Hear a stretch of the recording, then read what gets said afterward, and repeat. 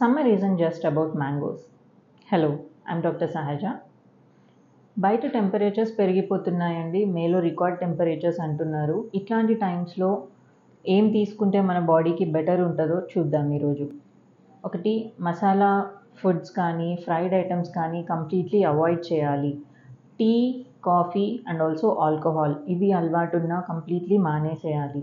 Don't go for carbonated drinks అండి. Carbonated drinks అంటే like Coke కానీ, థమ్స్అప్ కానీ, స్ప్రైట్ కానీ అవి అవాయిడ్ చేయండి. ఏవి తీసుకోవాలి మరి? ఎక్కువగా వాటర్ తీసుకుంటూ ఉండండి. థర్స్ట్ అనేది వచ్చింది అంటే మీ బాడీ ఆల్రెడీ డీహైడ్రేటెడ్ ఉన్నట్టు, వాటర్ డెఫిసిట్ ఉన్నట్టు. సో ఎక్కువ వాటర్ తీసుకుంటూ ఉండండి.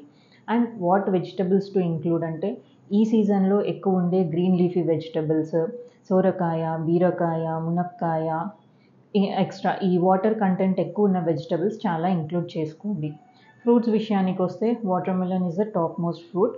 వాటర్ మిలన్తో పాటు పైనాపిల్, పపాయ, మస్క్ మిలన్ ఇవన్నీ ఎక్కువ ఇంక్లూడ్ చేసుకోండి.